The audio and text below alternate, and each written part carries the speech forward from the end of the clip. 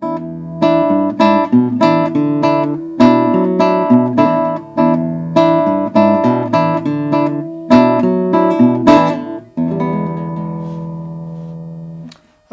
my name's Gary Martin and I'm going to take you through what I call guitar basics. Basically, you need to hold your guitar so it's comfortable. This curved bit fits nicely here on your leg. You can cross your leg, or you can have your legs just straight out in front of you, or you can do a classical way, which is to put it on, if you're right-handed, it'll be on the left knee and point that up. Or if you've got the facility for a strap, you might want to fix a strap on it. Okay, so that's holding the guitar. Just one reminder, don't point it to the ground because it gets very hard to see what you're doing and it stretches your arm and your neck. So either straight or slightly pointing up. Right, so now we need to know what we've got with a guitar. We've got a body, which is the biggest part. We've got a neck. We've got strings. We've got a head. We've got the tuning pegs. We've got a sound hole. This is the bridge. The small white thing is the nut. And we've got these lines across, which are called frets. They divide up the notes that we're going to make on the guitar. So, there's your parts of the guitar. Now we need to know what the strings are called, names and numbers. So in the musical alphabet, we only go up to G. So these 6 strings are going to be notes from the musical alphabet. But first of all, we need to know what numbers they are. Now 6 is nearest the ceiling. Then you got 5, 4, 3, 2, 1. 1's nearest the ground. So we've got 6, 5, 4, 3, 2, 1. We've got all those sorted out because we don't want to get 1 and 6 mixed up because that can be confusing. Just remember 1 is the lower number near the ground, 6 is the higher number near the ceiling. Now for the letter names, this isn't quite as easy because they go E, A, D, G, B, E. Now my saying is, even a dog gets breakfast early. You can make your own one up, or you can use mine.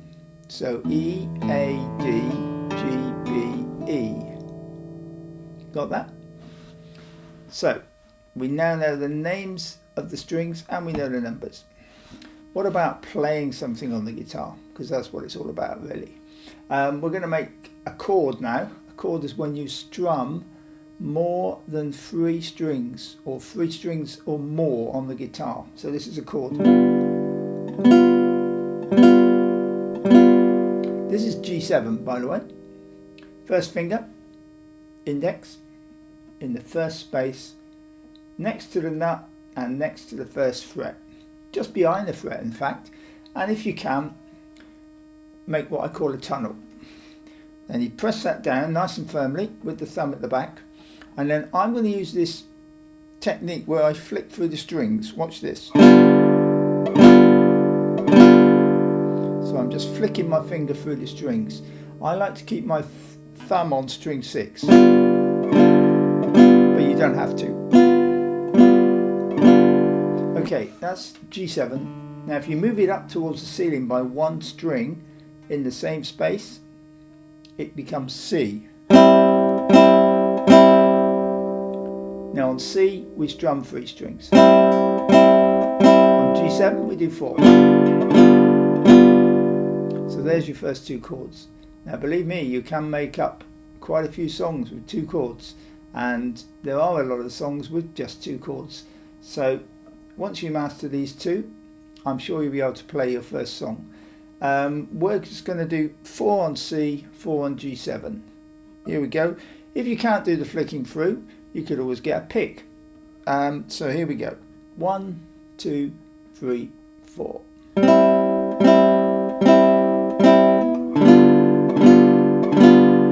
And again. We're going to end on C. it's important to do counting in music as well. So I'll do it again. Now I'm going to count it. 1, 2, 3, 4. 1, 2, 3, 4. 1, 2, 3, 4. 1, 2, 3, 4. 1. I like to end on the C chord because that is what we call the key chord in music, or as I sometimes refer to as being home.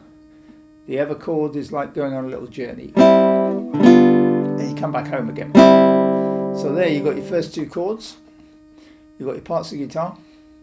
You've got the names and numbers of the strings. So that is quite a lot for one lesson. If you can get all that lot under your belt, then I think you'll be ready to move on. So till next time, when we'll do some more guitar, but we'll move on from the basics.